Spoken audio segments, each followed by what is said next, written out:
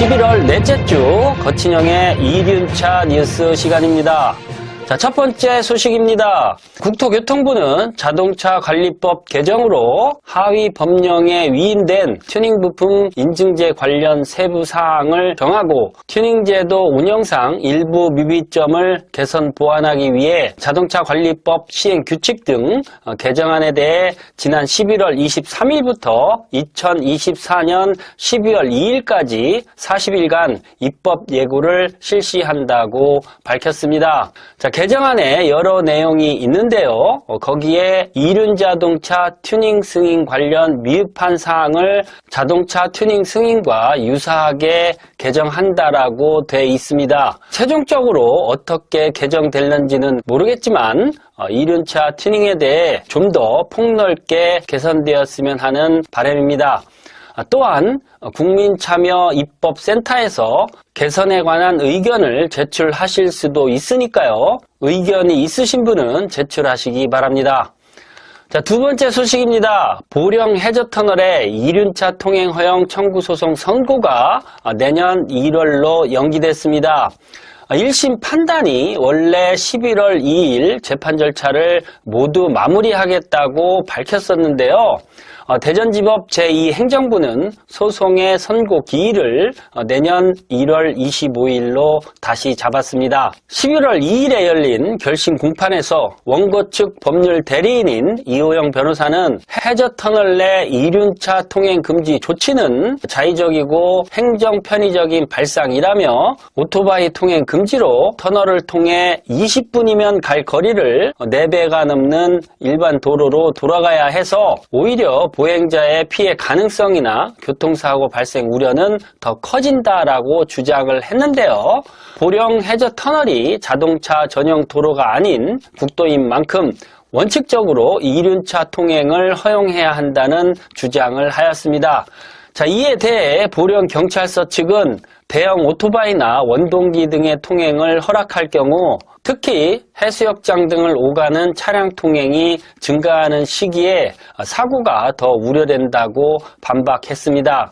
자, 그러나 원고 측은 해저터널의 구조적 특성상 이륜차가 위험하다는 근거가 전혀 없다며 특히 충남경찰청이 아닌 처분 권한이 없는 보령경찰서가 이 사항을 결정해 하자가 명백하다고 지적을 하였습니다. 또한 통행 금지에 대한 구체적 사유는 피고 측이 증명을 해야 한다는 점을 강조했는데요. 이에 대해 보령경찰서 측은 도로교통법에 근거해 경찰청 훈령에 따라 도청장의 권한을 내부 위임했다며 이륜차 통행 위험성에 대해 관계기관과 협의하여 최종 결정한 사안이라고 반박하였으나 피고 측은 재판 막바지까지 통행금지 처분 결정이 이뤄진 회의록이라든지 내부 검토 자료 등을 제출하지 못하고 있어 이에 재판부는 어떤 근거로 처분을 했는지 사후 판단할 수 있는 자료가 있을 것이라며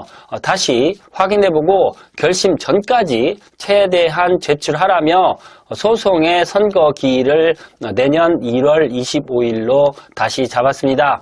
이번 11월에 좋은 소식으로 결정나기를 기대했었는데 내년 1월까지 다시 기다려봐야 되겠습니다. 소송이 결정나는 대로 진행 사항을 다시 여러분들께 알려드리도록 하겠습니다. 자, 세 번째 소식입니다. 세 번째 소식은 후면 무인 단속 카메라에 대한 소식인데요. 이번에는 대전에서 후면 무인 교통 단속 카메라를 시범 운영한다고 밝혔습니다. 설치 장소는 대전시 서구 둔산동 공장 내거리 그리고 느리울 내거리 어린이 보호구역 등 총 2개소이며 11월 10일로부터 3개월간 시범 운영 기간을 거쳐서 1월 10일부터 단속에 들어갈 예정이라고 합니다. 새로 도입된 후면 무인 교통 단속 장비는 인공지능 기반 영상 분석 기술을 이용하여 통행하는 모든 차량의 후면 번호판을 인식할 수 있어 자동차는 물론 이륜차의 교통법규 위반 행위, 신호 위반, 속도 위반 등의 단속이 가능하다고 합니다.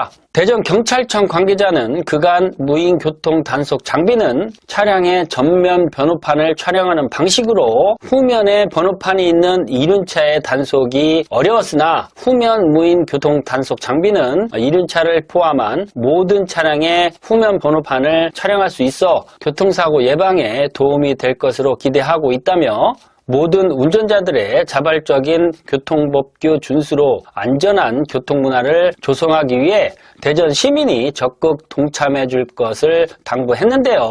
대전경찰청은 운영 효과를 분석하여 후면 무인 교통 단속 장비 설치를 점진적으로 확대해 나갈 계획이라고 합니다. 자, 네 번째 소식입니다. DB손해보험은 지난 7일 경기도 용인시 할리데이비슨 코리아에서 기흥과 이륜차 보험사 확대를 위한 업무 협약을 체결했다고 9일날 밝혔습니다. 기흥은 1999년 할리데이비슨을 시작으로 듀카티, 로얄 엔필드 등의 고급 모터사이클을 수입 판매하고 있는 기업인데요. 레저용 모터사이클을 부분해서 업계 최고의 판매량을 놓치지 않고 있는 기업입니다. 양사는 이번 협약을 통해 이륜차 보험 사업을 확대하여 보다 다양한 상품을 제공하고 상호 업무 협력하기로 한다고 밝혔습니다. DB손해보험 관계자는 이번 협약을 통해 프리미엄 이륜차 라이더들을 위한 보험이 보다 활성화되기를 기대한다며 이륜차 시장 전반을 선도할 수 있도록 노력할 것이라고 말했습니다. 아무튼 라이더에게 좋은 이륜차 보험 상품이 나왔으면 좋겠습니다. 자, 마지막 소식입니다. 지난 시간에 이야기했던 제1회 할리충청연합회 모임 및 창단식이 지난 11월 19일 충남 청양에서 성황리에 끝마쳤습니다. 이날 추운 날씨에도 불구하고 300여 명의 라이더들이 모여 현장의 분위기는 무척 뜨거웠는데요. 일부 순서는 장곡사에서 집결해서 점심 식사를 하고 단체 투어를 약 30km 정도 하고 바램 카페에서 2부 순서를 진행했는데요. 2부 순서에서는 색스폰 연주, 충남 지역 각 클럽의 소개, 그리고 일대 회장 선거도 있었습니다. 이날 회장 선거에서 그동안 추징위원장을 맡았던 이후배님이 단일 후보로 나섰는데요. 찬반 거수 투표로 회장직에 당선이 되셨습니다. 이후배 회장님은 할리는 하나다, 라이더는 형제다 라는 구호를 참가 회원들과 함께 외치며 단합된 충천연합회를 이끌어 헌신 봉사하겠다는 취지를 밝혔습니다. 자, 아무쪼록 지속적으로 발전될 수 있는 연합회가 되길 바라겠습니다. 자, 오늘 준비한 소식은 여기까지고요. 날씨가 많이 쌀쌀해졌습니다. 이제 곧 시즌 오프인데 우리 라이더님들 쌀쌀해지는 날씨에 건강 조심하시고 저는 다음 시간에 다른 영상으로 다시 찾아뵙도록 하겠습니다.